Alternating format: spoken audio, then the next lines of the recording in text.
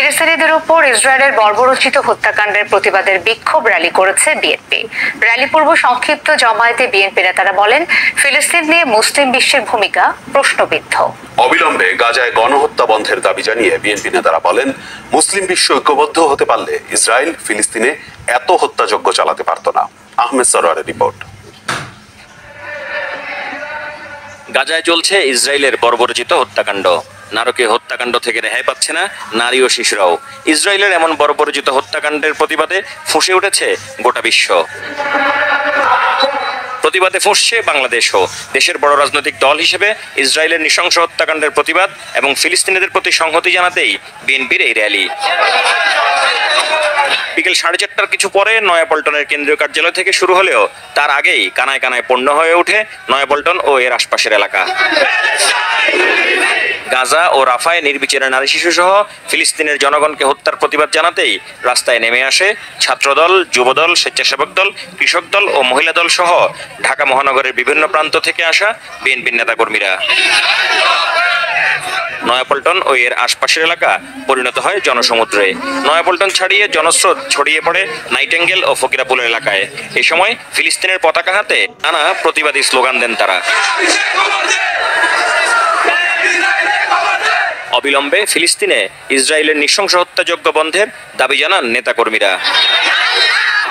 সংহতি র্যালিটি নাইটেঙ্গেল মোড়, শান্তিনগর, মালিবাগ ও মগবাজার, বাংলা মোটর হয়ে কারওয়ান বাজারে সার্ক ফোয়ারের সামনে গিয়ে শেষ হয়। র্যালি পূর্ব সংক্ষিপ্ত জমায়েতে গাজায় নির্বিচারে হত্যাকাণ্ড বন্ধে উপসাগরীয় অঞ্চল সহ বিশ্ব সম্প্রদায়কে এগিয়ে আসার আহ্বান জানিয়ে বিএনপি নেতারা বলেন, শহীদ এই প্রথম বাংলাদেশের স্বাধীনতা দিবসে ইয়াসির আরাফাতকে এনে ফিলিস্তিনের জনগণের প্রতি সংহতি জানিয়েছিলেন। আজকে ফিলিস্তিনিকে নিধন করার চক্রান্ত হচ্ছে কিংবা করছে, এটা আমরা ভাবতে পারি এক কথায়। আসলে বিষয়টা কিন্তু তা নয়।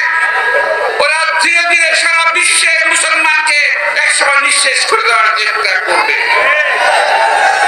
মুসলিম বিশ্বের যে সকল মোড়ল দেশ নিজেদের রাজত্ব বাঁচানোর জন্য, নিজেরা বেঁচে থাকার জন্য আজকে নেতৃত্ব দিচ্ছে না, তাদের প্রতি আল্লাহর অভিশাপ নেমে পড়বে।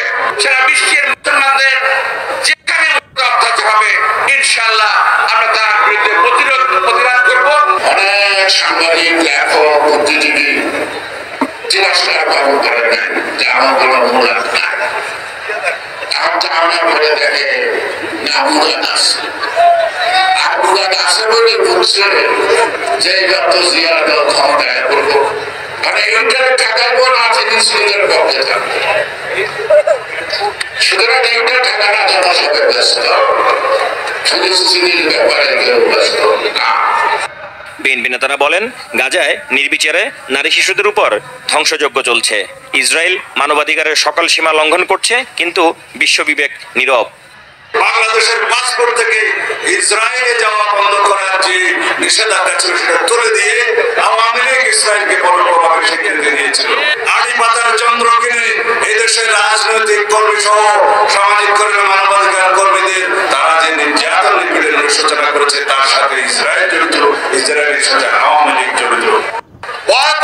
আমি সেটা ব্যবহার করবো না।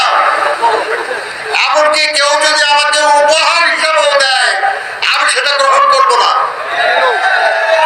কিন্তু আমরা দেখেছি আমাদের দেশেও কিছু কিছু জায়গায় ইসরায়েলি প্রতিষ্ঠান বলে কিছু কিছু জায়গা আক্রমণ করা হচ্ছে, সেখান থেকে কিছু জিনিস লুটপাট করা হচ্ছে।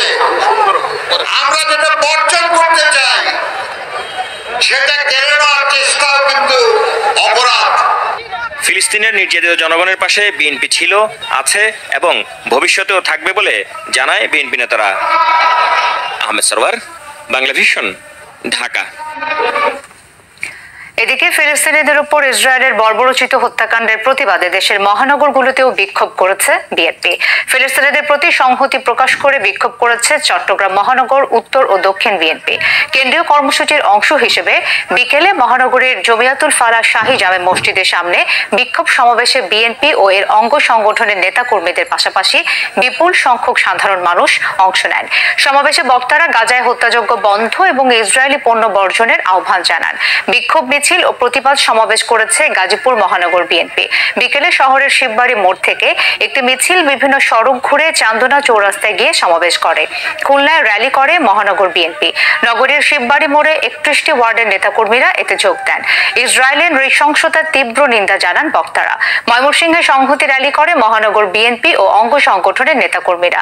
নগরীর টাউন হল থেকে মিছিল বের হয়ে নগরীর বিভিন্ন সড়ক ঘুরে রেলওয়ে কৃষ্ণচূড়া চত্বরে গিয়ে শেষ হয়। বিক্ষোভ মিছিল ও সমাবেশ হয়েছে ফরিদপুরেও। এতে নেতৃত্ব দেন মহিলা দলের কেন্দ্রীয় কমিটির যুগ্ম সাধারণ সম্পাদক ও ঢাকা উত্তরের আহ্বায়ক চৌধুরী নায়াব ইউসুফ।